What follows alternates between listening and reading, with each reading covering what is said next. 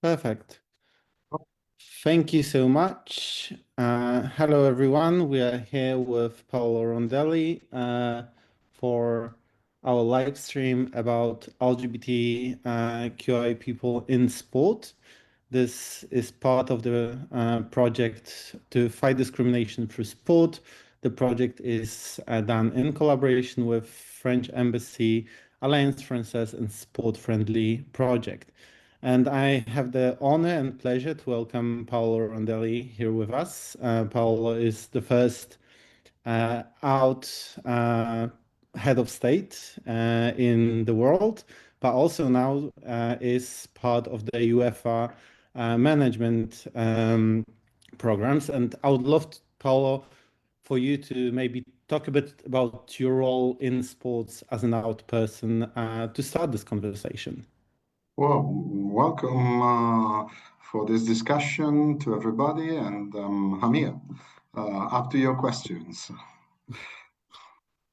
So, first and foremost, the question is, how did your public coming out and being an out person influence your career, and especially how did that influence the career in sports governance that you've been doing through all those years?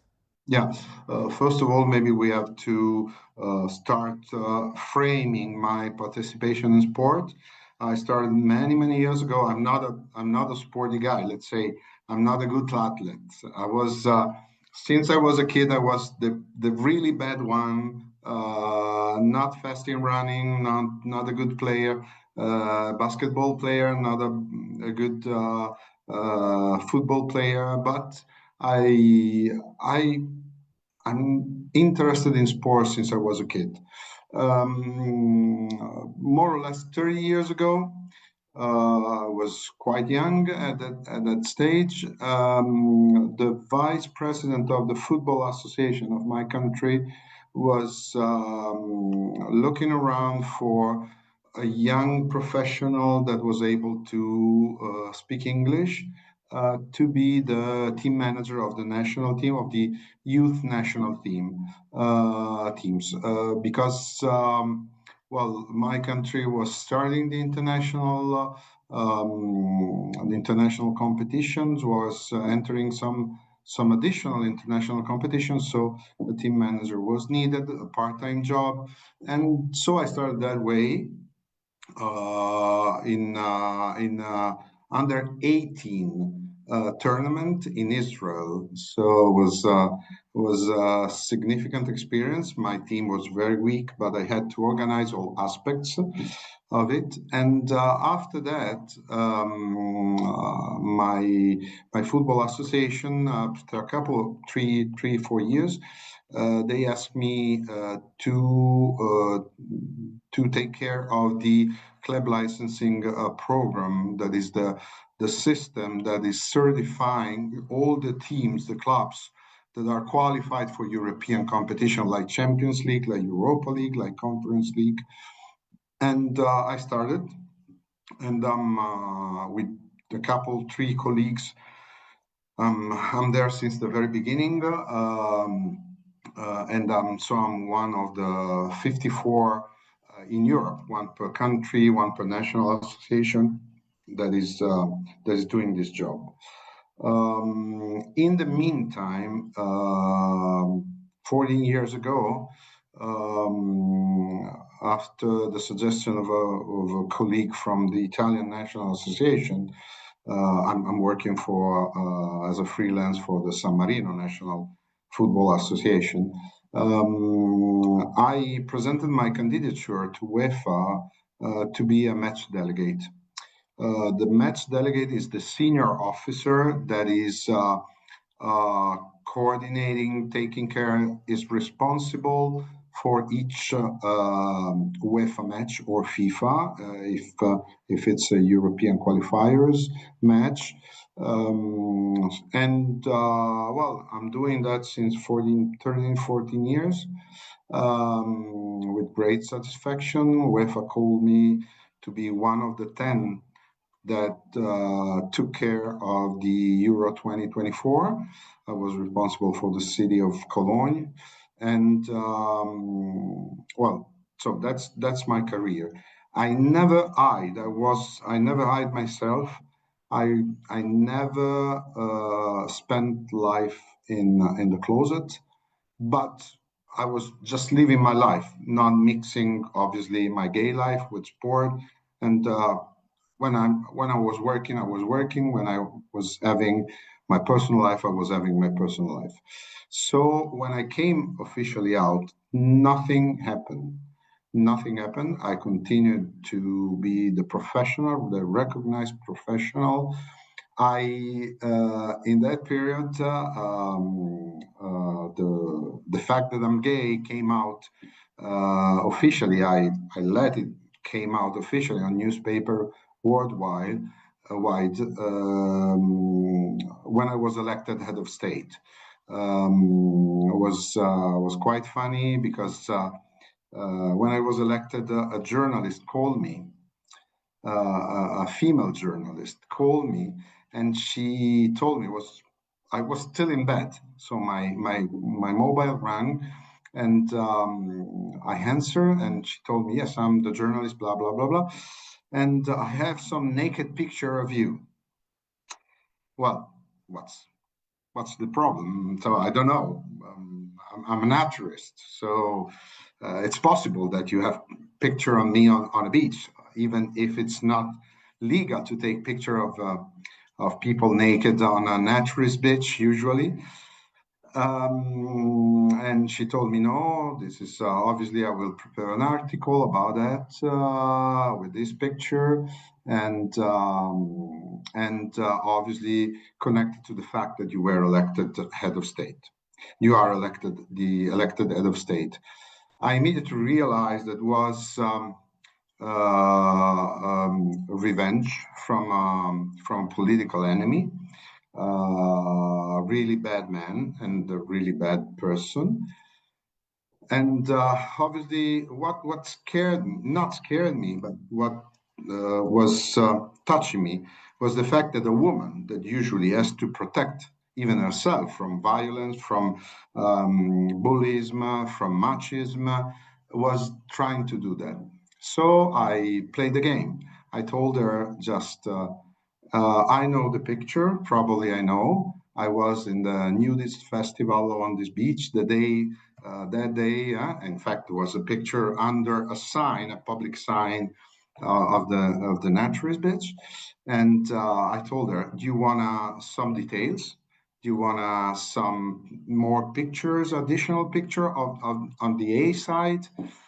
And she told me, "No, no, no, no. Okay, I understood. It's not a problem for you, so I won't write anything." But as soon as she closed the conversation, I decided to post on my social the fact that someone was trying to do something to me for my position and for my being gay. And so I created a post on my socials with my FKK card, with a picture of my FKK card and telling that it's natural for me.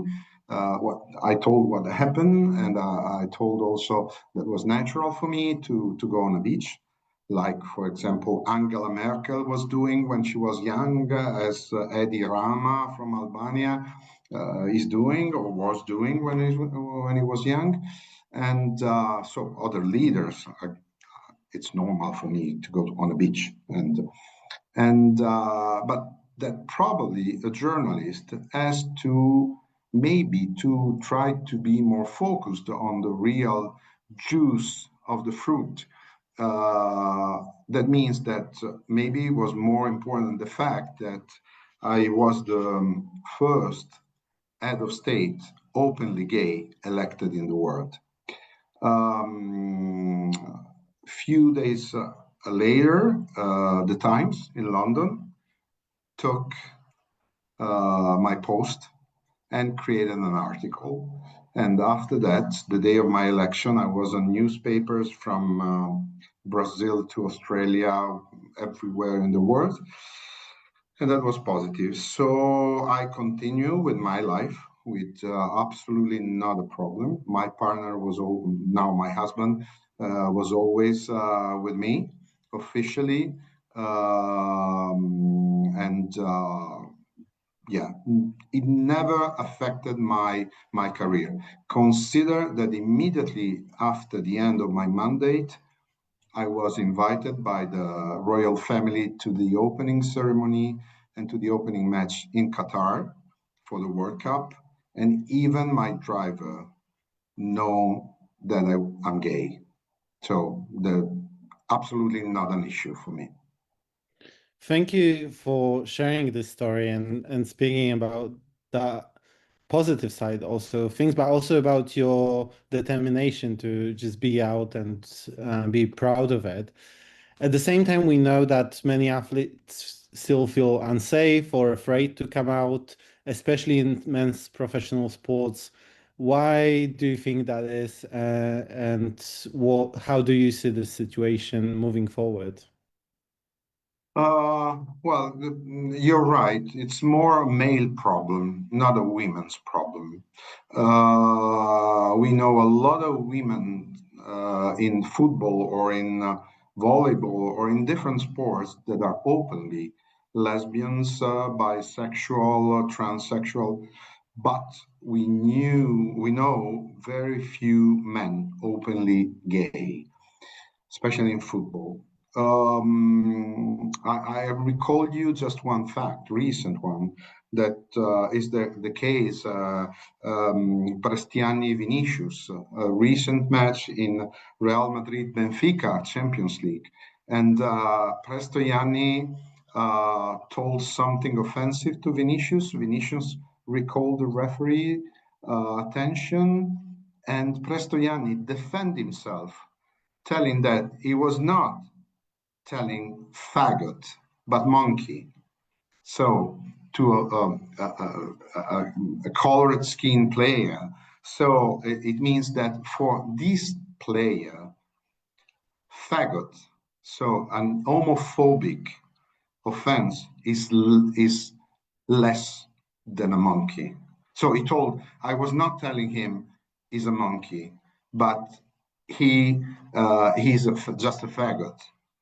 So the homophobic offense is less for this kind of man than less value than a racist offense. This is not possible. I think it's part of the machismo that is in some sports, and even the idea that a man that is gay is less man and is less strong to play. That's the basic one in a society that is marked by the fact that you have to be always winning, always strong, always a man. But a man as a attitude. It's a sad story that you're saying, in fact, and obviously there are rules against discrimination in sport and in all those policies in the federations that that kind of language and that kind of behavior should not exist. But what else, from your experience, what else can be done on policies and regulation side that could help um, and move from some symbolic gestures or some broad policies to actual change, I systemic change there? Yeah, I had some positive experience. First of all, let me also celebrate a person, a great man, a great player, NBA player that passed away a few days ago. He was the first NBA player still active that came out, and I mean Jason Collins. He came out 2013. He was still a player. He continued to play without any issue. Unfortunately, he died young for cancer a few days ago. So nothing changed if you came out. If you have fellows that are taking care of you, if there's a team, if there's a good coach, and if the company is not a racist or a sexist one. In 2024, as I told you, I was part of the Euro 2024, and as a delegate, and the delegate has to process the final report of the match. And for me, it was the first time that I reported a nomophobic chanting, a nomophobic offense.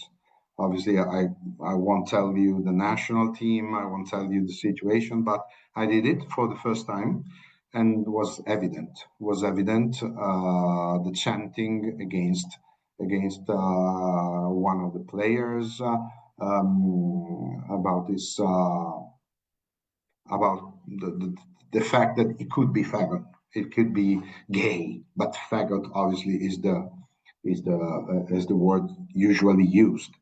So because UEFA send us in that situation, we are always attentive to racism and to racist attitude of the public or of the players or of the teams, officials. But in that occasion, UEFA sent for the first time a circular letter to stress the fact that even homophobic situation have to be reported. So I did it for the first time. It was my only one. Luckily, it's my only one, and I hope the last one. But I did it. Then I had really good experience with some clubs. There are some clubs that are working. I remember one in Germany, for example, that are working on, let's say, moral suasion. So with banners, with announcements, with obviously it's not gay are welcomed. It's something more in detail. So you can see signs at the stadium, rainbows. You can see situation that could help people that go to the stadium to be comfortable, to be more comfortable if they are queer persons. On the regulation side, so some clubs are doing that, not that many, but some clubs are doing that. Many clubs are still trying to hide private life of football players that are gay, or that, let's say, that are not strictly heterosexuals, as it was something to be shy for. But it's connected to the concept that a gay man can play as a straight man as strong as a straight man. But on the regulatory framework, in my personal opinion, is needed. Is needed something stronger, not only in Europe. It's a good situation, let's say. So many, I don't, not only in football, but even in some other sports, the confederations are working on this situation, approaching, let's say, in general, inclusion. That means accessibility to the stadium, to the stadia of disabled people, but also anti-discrimination. So let's say some national association and more in this matter of inclusions are more, let's say, still 90% on one side, 10% on the other side. Hopefully it will increase all. There are some national associations that do not consider anything. So I hope that the inclusion program of UEFA will improve will improve strongly on protection and of LGBT plus people. I spoke with the previous manager of the section in UEFA, and we had a long discussion about it. So I hope that I had the opportunity to give some elements to him to improve it. Fantastic, and thank you for your amazing work here. You spoke about visibility as well, and you probably know, and some of our viewers know, the Rainbow Laces campaign, where players were wearing rainbow laces or the rainbow armbands. So, from what I'm hearing, is that we are still at the point where we need those signs of visibility uh, before we get to a place where openly gay athletes will play in major leagues, especially in men's football. But looking from your side, what do you think, like also what are maybe some barriers for LGBTI people to get into professional sport right now? Yeah, there are strong barriers, uh, still strong barriers, mainly due um, to the general attitude, to the history. So let's go back to the fact that gay people is not considered enough strong to play. So it looks like we are all in the dressing room instead, listening to the coach. We are doing to comb our hair or doing, I don't know, selfies or what. It's not that. Or the other problem is, in my personal opinion, that when we are players in a team, we are let's say, the unconventional element that could affect, like an apple in a basket, that could damage the other ones. That's completely crazy in my personal opinion. So it's something that comes from education. It's something that comes from you have to judge the player, not what he's doing in his private life. But a lot of teams are still judging a player that it doesn't happen in women's football. So as you know, a lot of women's are out. A lot of women's players in football are out as lesbians or as bisexuals. Some of them are partnered with another player. Even in basketball, um, and it, this doesn't scare clubs, doesn't scare national teams. In male sport, yes. In male sport, yes. So it's the attitude that has to change, and is the fact that I put it on another way. If I would be the general manager of a national team, the possibility to have more players to pick up without considering their sexual orientation would be something powerful for my national team, because I could have more very strong players, technically strong, physically strong. It doesn't matter. Obviously, then the coach has to fix the roles. But the discrimination just because of the sexual orientation damages the single person, but damages also potentially the team, potentially the nation, because we lost very potentially good, very good players, very good athletes.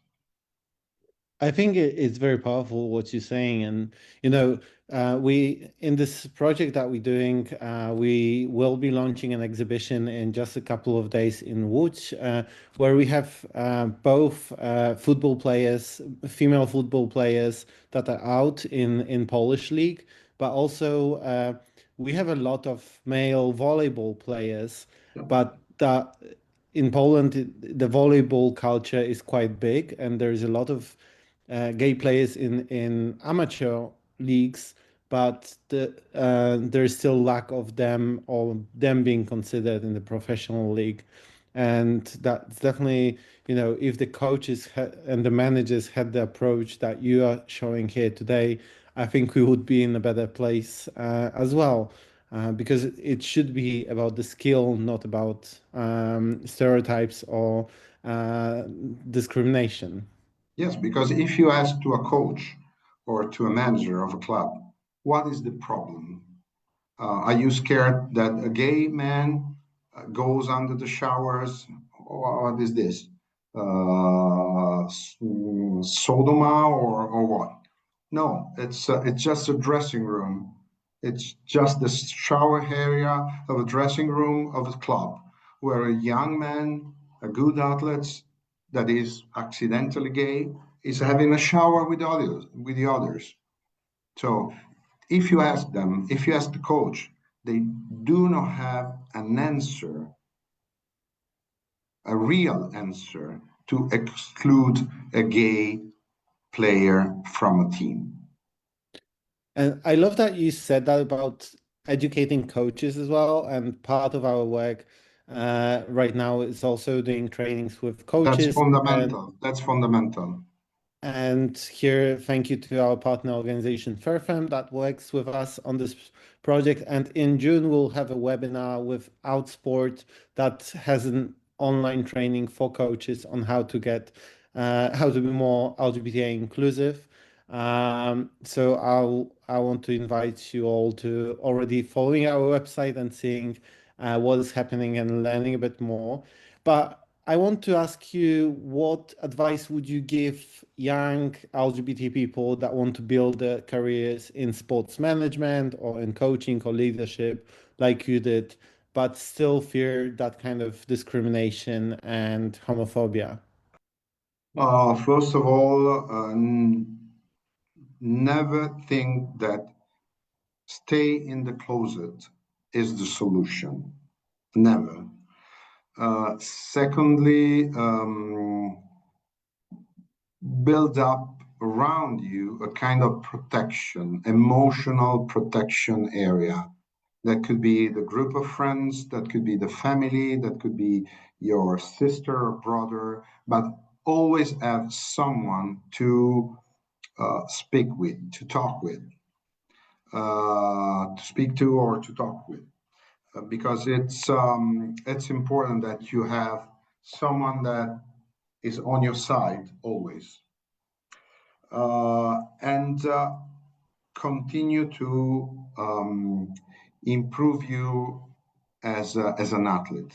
Always, always, always. Be professional, be strong. Uh, do not hide yourself, but never joke on your being gay or lesbian. Don't let that could be your only point of visibility. It's just your life, but in that case, as you are a professional athlete, and you have, first of all, to be a professional athlete without hiding yourself. I think it's very nicely ties with one of the podcasts that we did with an out lesbian Olympian. Mhm. And I invite everyone to listen to our podcasts on this topic about how the visibility of the sports person, the athlete, or the coaches also changes with the topic of sexual orientation. But we've I've talked a bit about those grassroots amateur clubs that are growing from beneath, and hear from your perspective how the professional sport and maybe local governments or national governments could support those groups that are growing there, the amateur sports, to make also that systemic change for LGBT inclusive sport. Well, education, we are going back to education. Education, not only in sport, not only of coaches, but education of people, of kids. since the school to live in an inclusive society. Well, I I'm quite active in my country and in Italy mainly, but also in Spain. I can perceive the difference. For example, in Italy, there's always someone claiming that, well, that's cool. They are doing work programs. They are doing gender lectures. They are doing usually are fairy tales that we read since. So even in some fairy tales, there were strange characters. I don't remember the English, but Redwood, Redwood, the grandmother was a wolf dressed like a woman, like a woman. That's a transvestite. That's a woke. I don't think so. I grew up with the fairy tale and nothing happened. I was already gay, not just because of the fairy tale. So education is important, and local government, national government first of all, but because they have not to forbid inclusive programs in schools, as some countries are doing. Then local administration that they have to improve at local level, giving money to schools, trying to create a social cohesion. We have to also to consider another point of view where you have a strong social cohesion. I worked on that in Spain with some colleagues a few months ago, analyzing some situation where you have a strong social cohesion in a community. Usually, that community is a very good place where to live. People is happy, and the economy grows. Um, LGBT plus inclusion is part of that social cohesion. I love what you're saying here because from our experience in the foundation, we've worked previously a lot with local municipalities and local groups and communities. And it really showed that that cohesion, that network locally is the also supporting LGBTI people, and very often those people around get to know LGBTI people through that network, get to accept and become family with them, being more supportive definitely than, for example, politicians. And we hear on and on from people living in smaller cities that they feel safe there. They don't feel safe when they watch TV and the politicians speak. So I think it's important to also remember that we build communities also through sport, and we can show that that sport can be inclusive. And always consider that usually the population, if they receive the good stimulus, is always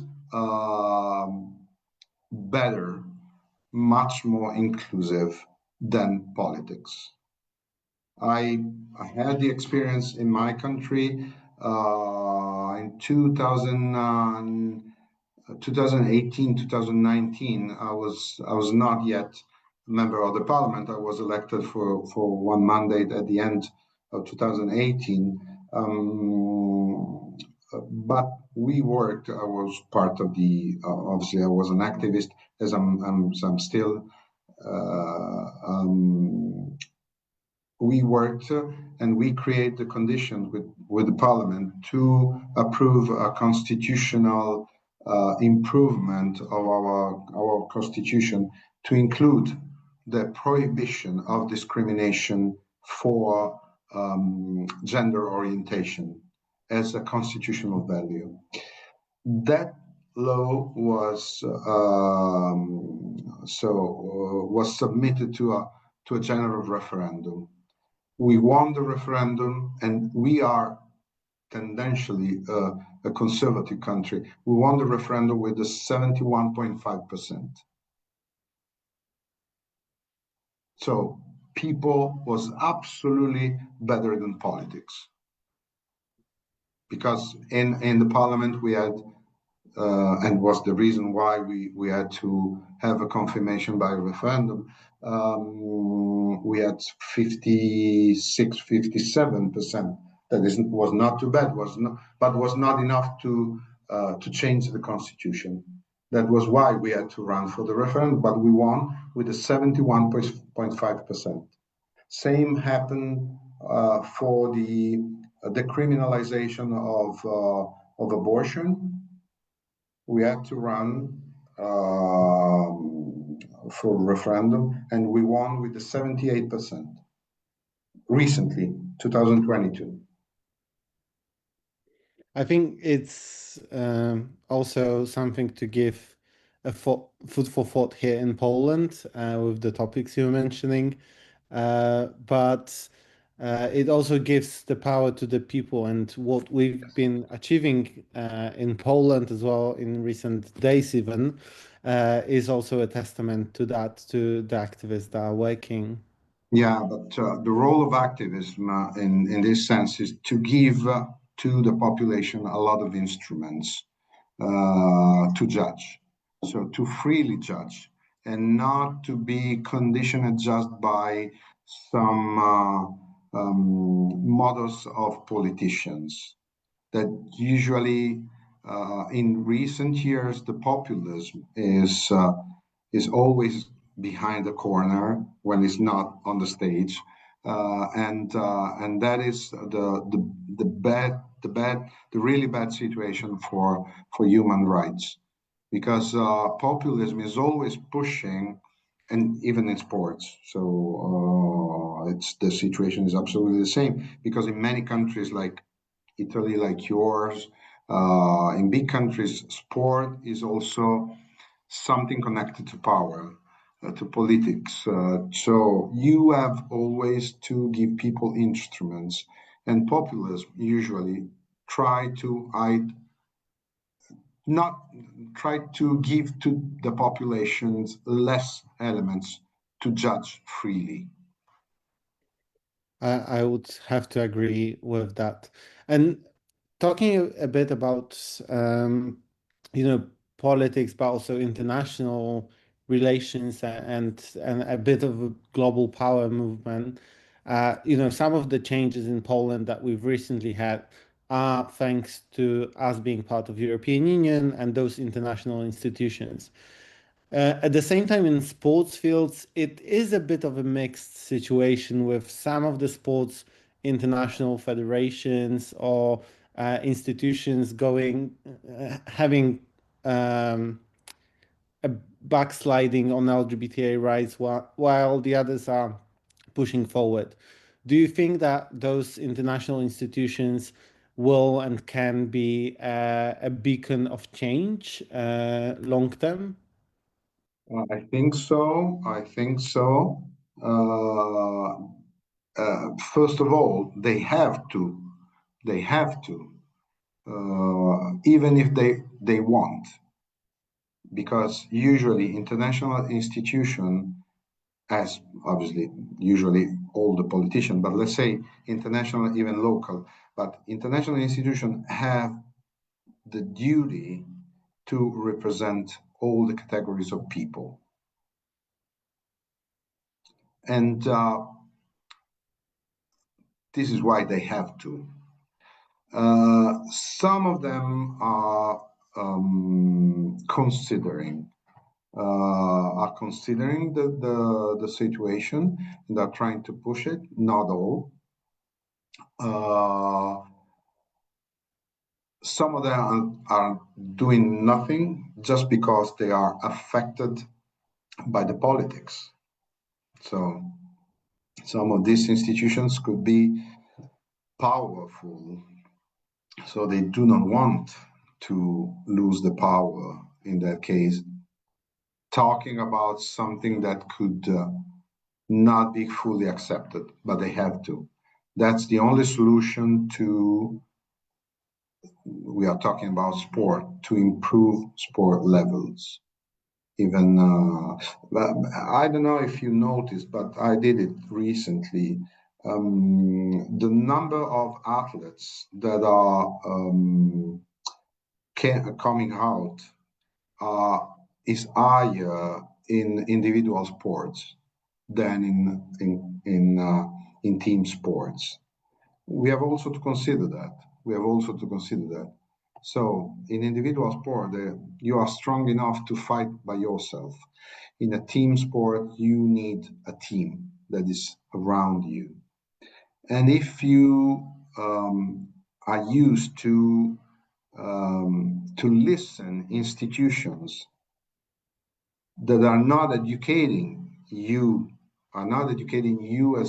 as a single person of a society, as an inclusive person, you can't build up a team only on a sport value.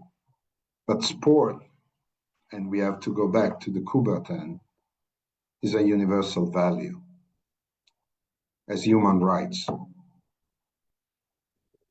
I wish all the people in those institutions, but also all the people playing sports or being in sports club managers, coaches, would remember those words of Coubertin, but also of yours, to look into that value of sport, but also value of human rights. And we know that human rights also bind international institutions in respecting them. So we should really use that leverage to make the change in sport and in team sports as well.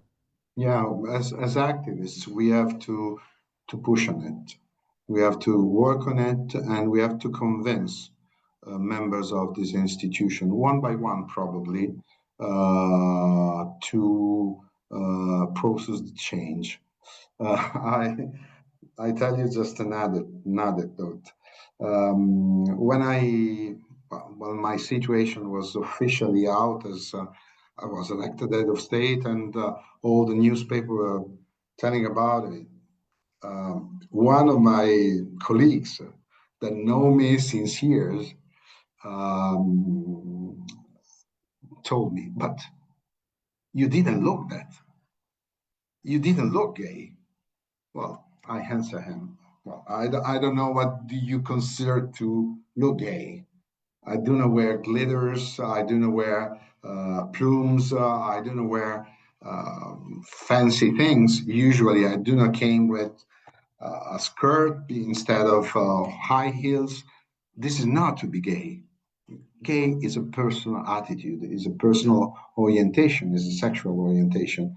But maybe you didn't notice that because we always work on the same level, working as colleagues, trusting each other, and not considering what we were doing out of our sport activity together.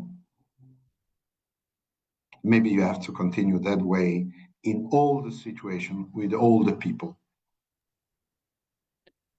I think it's a beautiful story of, having no judgment on each other and treating everyone as equal. And to wrap up our conversation here today, I would like to ask you one last question, a bit about the future. So, looking ahead, how do you see LGBTI inclusion in sport in 10 years? What kind of progress do you see ahead of us in that time frame? I hope and I think it will be better. Um, Not that much, but better. So it won't be completely equalized, the situation, but it will improve due also to all the athletes that are coming out, that are not hiding themselves on all levels.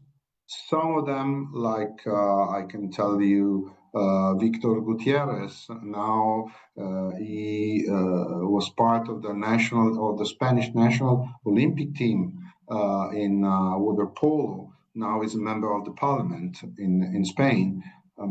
So some of these athletes could run for official positions when they finish their career or they are not anymore at the very top level to work on a better situation for all. Always remembering that they are not fighting just for themselves. They are fighting for a community that is not only made of only gays or only lesbians. It's made of gays, lesbian, intersexual, transsexual, asexuals, and all queer people that you can pronounce with all the transliteration of our codes. It's a community. So, the activism has to continue to push on institutions. So, in that case, we will have a better situation without stopping fighting for better rights, for human rights, for better lives.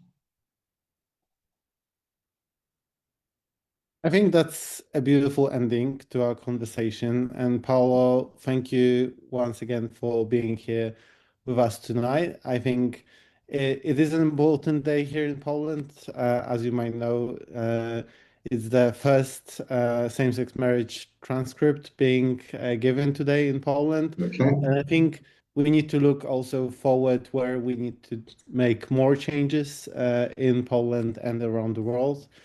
So thank you again for that conversation. My pleasure, Miko. And to wrap up, I would like to also thank our partners and the project, the Fighting Discrimination Through Sport, is organized by Równość Orpile Foundation with the Embassy on France, Alliance Française, and Sport Friendly Project, and is co-founded by the Ministry of Europe and Foreign Affairs of France. So thank you also to our partners, and see you in the next webinar in about 2 weeks. We'll publish information soon, and you can see the exhibition of Sports Friendly Project starting this Sunday in Łódź. Thank you so much. That is a very, very good exhibition. I know it. Perfect. If you need more reason, Paolo recommends it as well. So I hope to see you all in Łódź. Thank you all. Bye bye. Bye.